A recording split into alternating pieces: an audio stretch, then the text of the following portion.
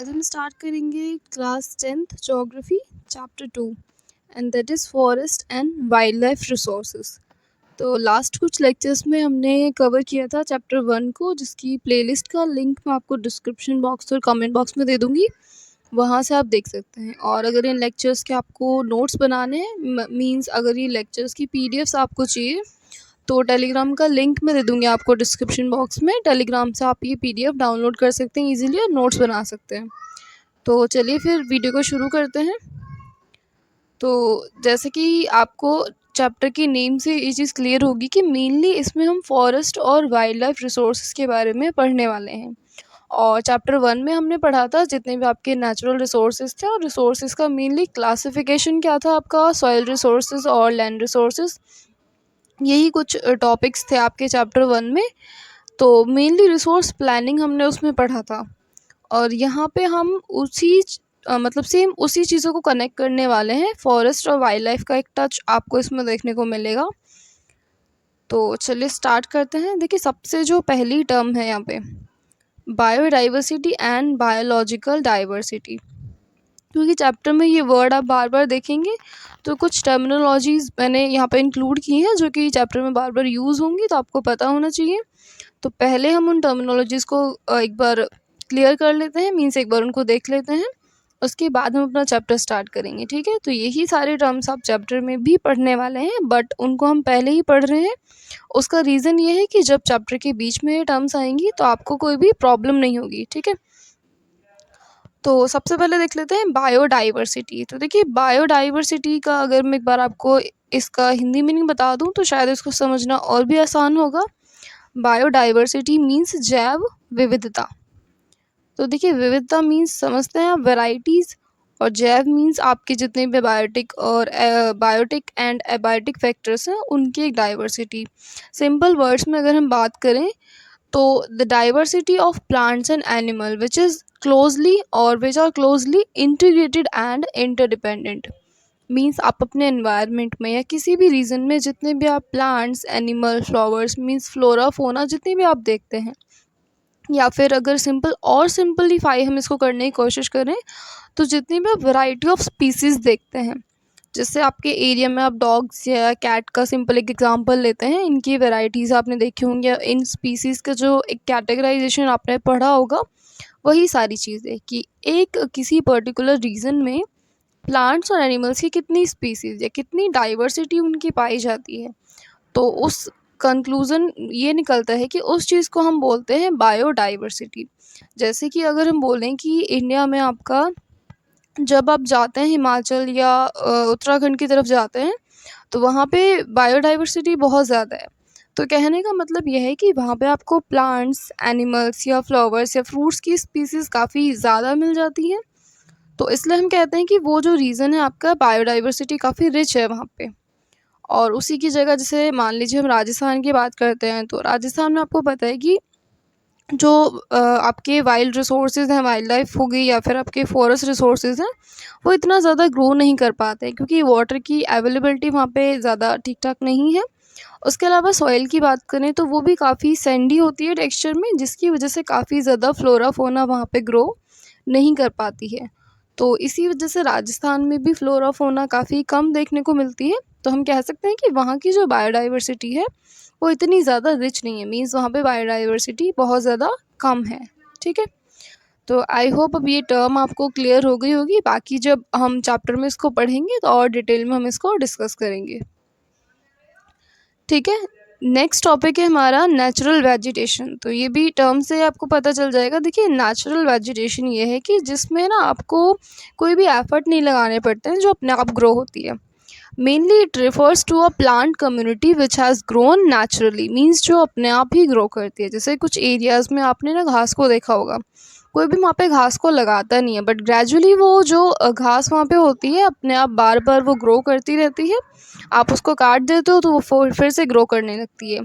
या जैसे आपने, जो लोग एग्रीकल्चर बैकग्राउंड से बिलोंग करते हैं, जब भी आप कभी दाल या कोई भी पौधा लगाते हैं तो उसके आसपास में ना कुछ अनवांटेड प्लांट्स भी ग्रो कर जाते हैं।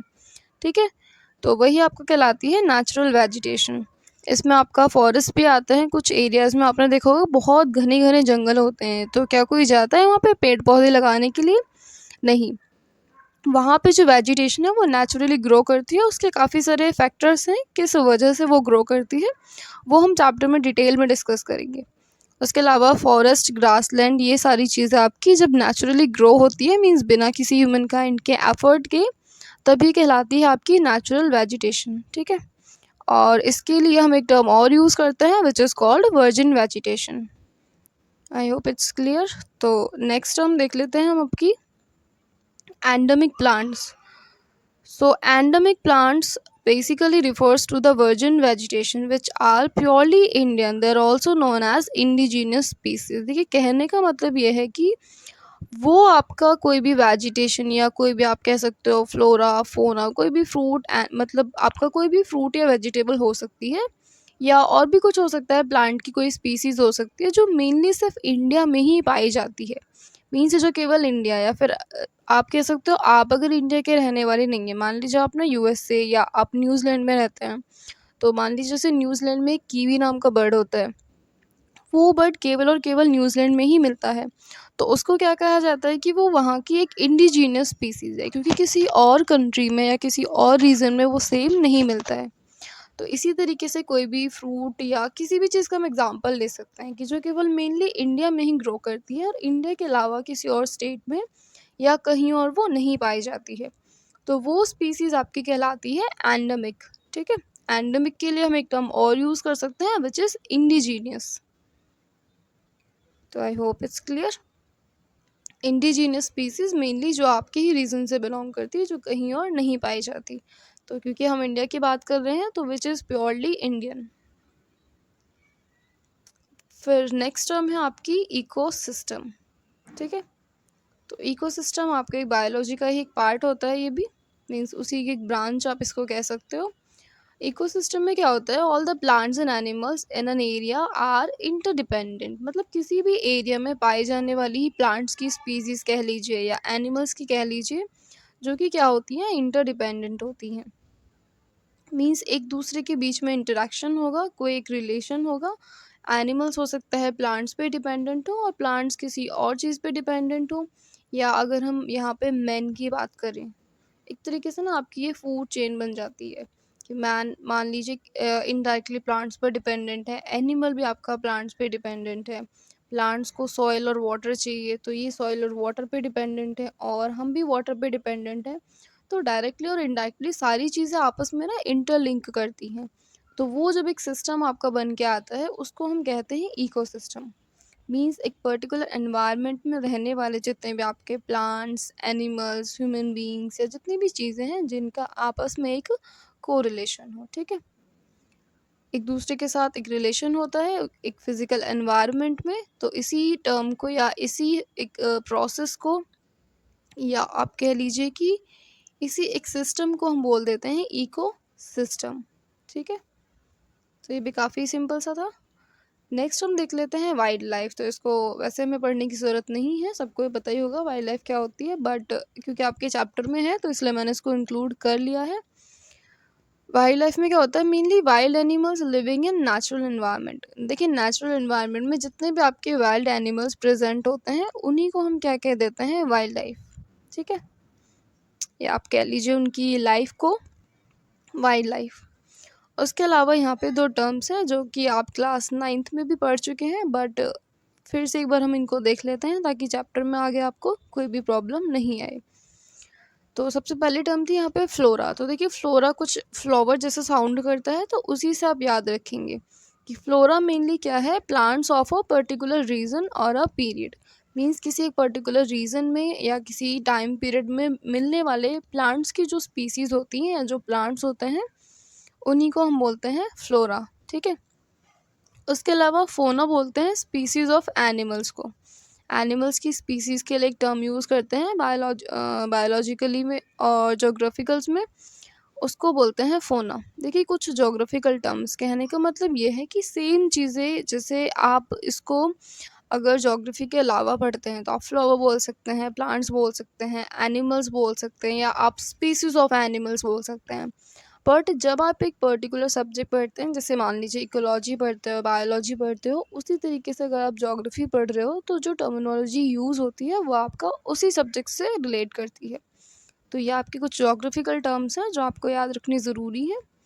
तो फोना कहते हैं मेनली स्पीसीज ऑफ एनिमल्स को, ठीक है। नेक्स्ट है flora and fauna in India. तो ये आपका यहाँ से आपका चैप्टर स्टार्ट हो जाता है, तो इसको हम कवर करेंगे नेक्स्ट वीडियो में। ये केवल इंट्रोडक्टरी वीडियो था जिसमें हमने इस चैप्टर में आने वाली सारी इंपॉर्टेंट टर्म्स को पढ़ा। तो आई होप आपको समझ आ गई होंगी, बट अगर नहीं आते हैं तो आप कमेंट बॉक्स में लिख सकते हैं किस टर्म में आपको प्रॉब्लम होती है। इस चैप्टर में कोई भी आपको अगर प्रॉब्लम है तो नेक्स्ट वीडियो में हम पढ़ेंगे flora and fauna in India. उसके बाद हम पढ़ेंगे species facing the threat of extinction and then classification of species, ठीक है। तब तक के लिए आप इस वीडियो को अच्छे से देखिए, और आप चाहें तो नोट्स भी बना सकते हैं। नोट्स आपको टेलीग्राम ग्रुप से मिल जाएंगे, लिंक मैं आपको डिस्क्रिप्शन बॉक्स में दे दूँगी। Thank you.